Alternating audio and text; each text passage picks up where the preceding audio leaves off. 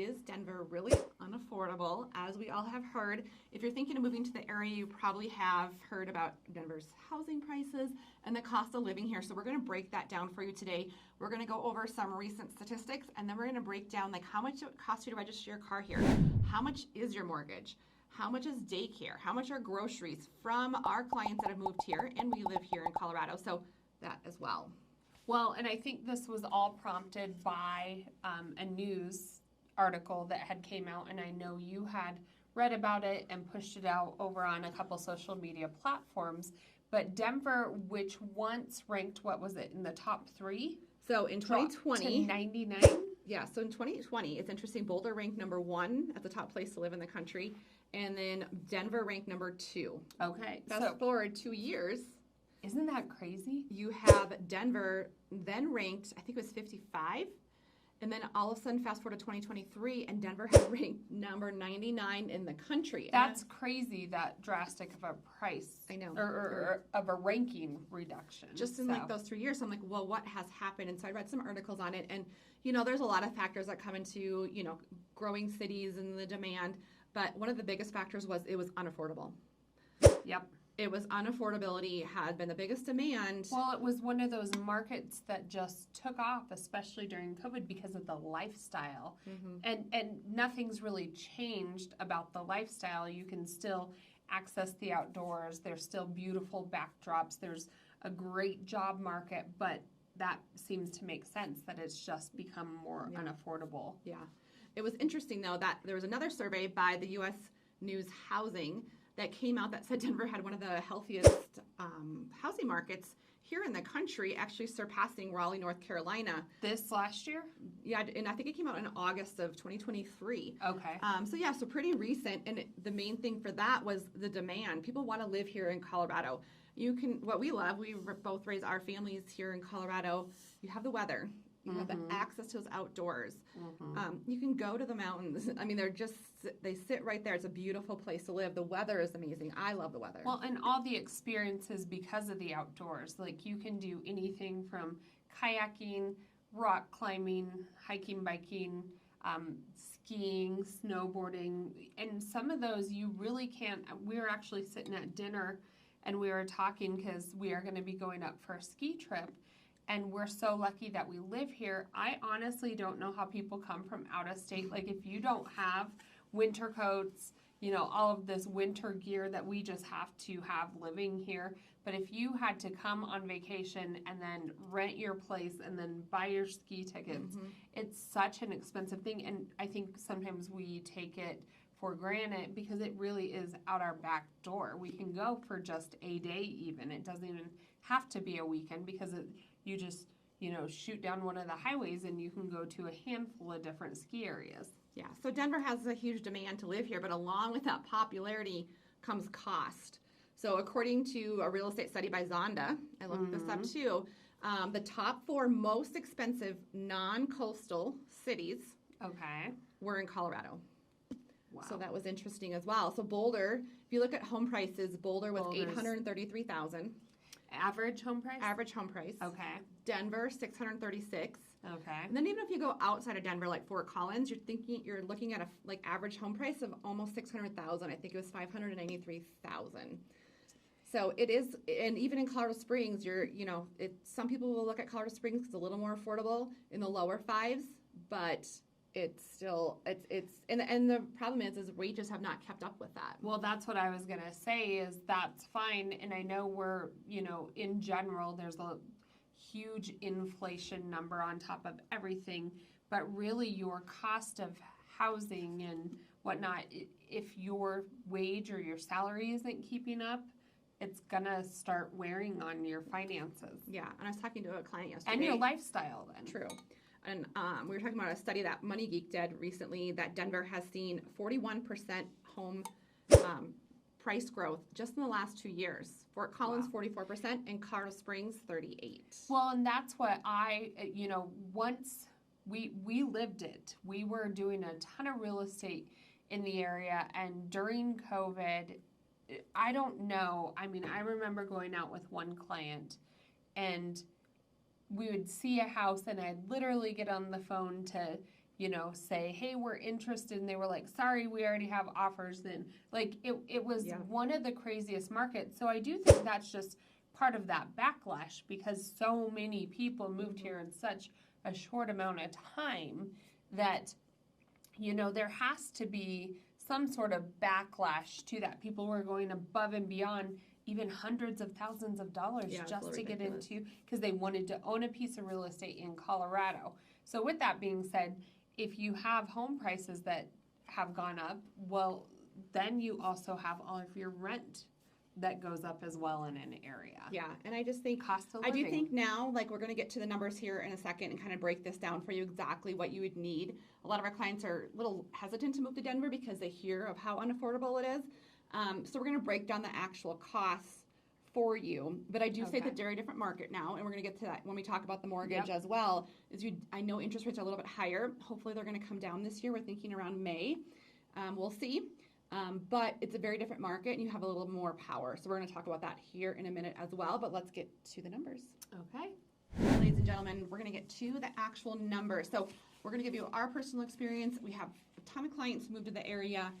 We have a Facebook group of 42,000 who live here in Colorado. So I asked them, when you moved here from out of state, what was some of the things that you wish you knew? You wish you knew, or something that was more expensive you didn't realize, and how much did you spend here in Colorado? So if you're thinking of moving here, this should really help you put some numbers to paper for people who are actually living here, so you can know what to expect.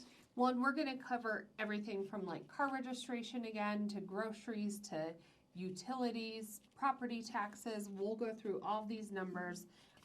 We have little notes here so we make sure that we can give you an accurate number that we're talking about, and not only from our perspective, like you said, but over 42,000 people in Colorado and what their reaction was. You like to my this. pink glasses? Yep, they're very pink. I got them. It was a Facebook ad I fell for last week. Well, because your last classes we were filming, and I turned around and I hit, and her whole side thing came up. So I had to fall for a Facebook ad. I'm really bad about that. I just have a glass of wine at night, and then that Facebook ads pop up, and I'm like, we talked about this. Bye. You need a breathalyzer on your phone for shopping past a certain time at night. I know, if I have like wine. Okay, back to the numbers. All right. Okay. Department. So what I love about this is people don't know this. You can go to the Colorado Department of Revenue, Motor Vehicle Service, and they have a car registration estimator. Which is, I never knew that. So you can go in, I think you put your vehicle, I did it yesterday, you put your vehicle type, your weight, I had to look that up, I don't know, I kind of guessed on that. The actual retail price of your car. The year, a couple of other factors in there, those are the main ones. And it would tell you what you can anticipate spending, yearly for a car registration, because that is one thing people always said that is more expensive here in Colorado from where they came from. Which is interesting to me. So here's some round numbers. So if you owned a car that is about a 2020, and is that the weight? No, that's the price. So if it was a 2020, is it like a $38,000 car? And then it was $248. That's it. Okay, so there's no weight. You just probably put in your I car put in weight. a general car weight for something like that. Like a general, actual passenger vehicle car for like a regular car. And then, but you have the same car, 2022, so 2 years newer. This is where it gets more expensive. Still that $38,000 price point. It was, what did I say? No, a $60,000. No, that's the next one. Oh, because it was just newer by 2 years. A 2020 car with $38,000 for a price point that you bought it from. Your annual car registration, I believe, was $248. That doesn't seem that bad to me. It wasn't too bad, but then it's the new cars I get you. So 2022, same statistics, you're at $491. Okay, so 2 years newer. And that's just a standard passenger car. Price. But the truck, so I put in a higher weight, like a lot of people have trucks here, or large 4-wheel drive cars. And if it's a 2022, $60,000 that you paid, it was $772. That seems about right. One time we had what kind of car we had? We had a Expedition.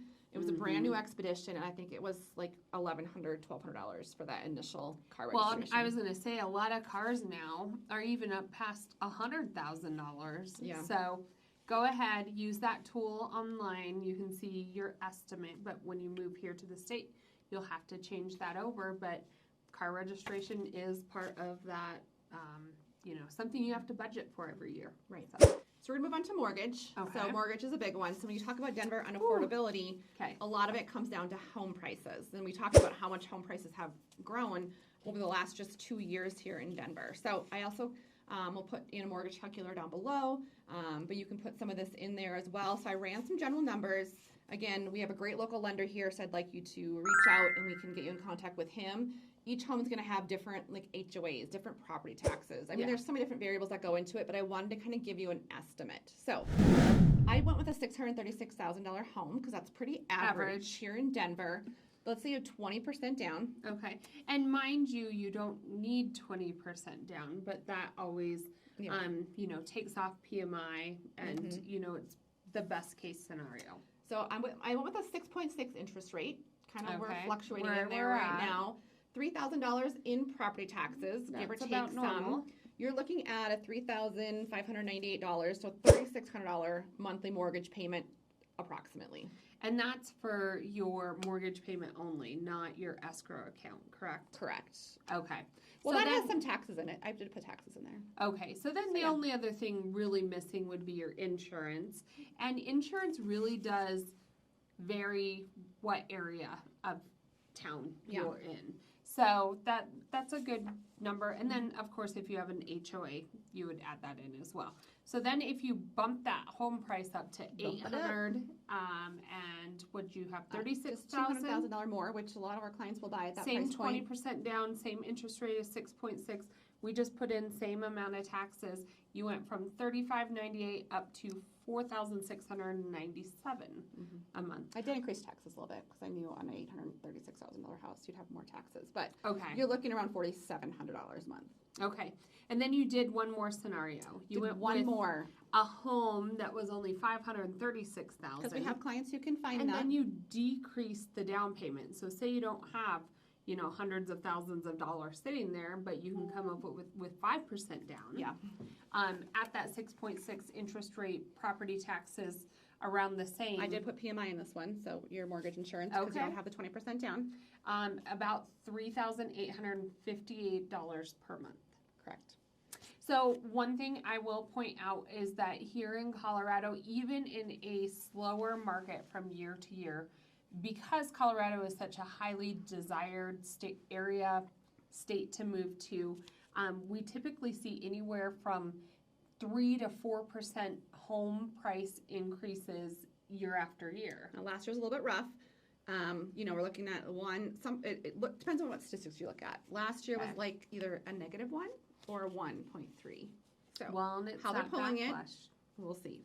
But beyond that atypical year, in general, 3 to 4% price increase on your home. So it is still a good investment to be able to buy a home here in Colorado. Just, I think where some people are getting into trouble is that they bought a house, in 2020 or even 2021, and now they have life circumstances changed, or maybe their little Colorado excursion is short-lived and they want to go back to where they were from, or jobs brought them somewhere else. Well, if you're looking at reselling your home that you bought only 2 years ago and you paid over asking for and all of those things, you're going to be probably lucky to break even on some of those. I will say that I do pride ourselves on running comps for all of our clients and making sure our clients get into good investments. We've had clients who we just met with them 2 days ago. 1 year only. Not even like 10 months or something. And they're like, we're going to move. And I was like, you've been here for 10 months.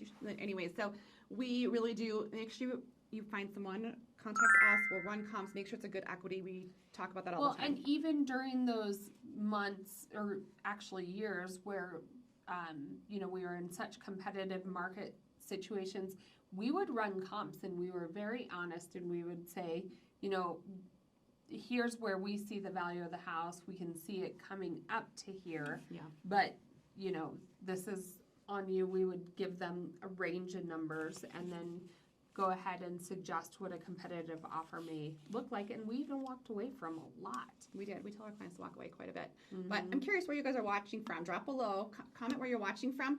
I just want to kind of gauge where you guys are watching from so we can talk about the cost comparison to where you're living specifically. Okay. But I don't think we've introduced ourselves. I'm Lori Derrickson. And this is Kayleen Zavidik. We're with Colorado's finest agency. We do a ton of real estate here. We absolutely love it. Yep. We host client events with all of our clients. You guys get to know each other. We both raise our families here. So reach out, look at our reviews. Colorado's Finest Agency. We have 5-star reviews. We'd love to help you make that move here to Colorado. But we're going to get on to a lot of other details. I'm going to talk about groceries. You know how I feel about this one. So this was kind of a funny discussion on our Facebook group. So Lori put, what's the average cost that you spend monthly on groceries? And there was somebody in there and she broke it down to cost per meal. I knew they had 2 kids because I actually knew who they were. And I was like, they said they spent $600 a month on groceries. Family of 4. Family of 4. Now, their kids are a little bit younger. Like, my kids are teenagers, so they eat like 14 hamburgers per meal. But let's say they eat like a hamburger. Like, I broke it down to like $1.50 per meal per person. And I'm like, maybe breakfast. Crazy. But like, I go to the grocery store and buy a pound of hamburger, and that's all they would eat. It's just, we'd be like, everyone gets a bite of hamburger for dinner. Yeah. So I'm like, I want to see those receipts. But I did do some research. Okay.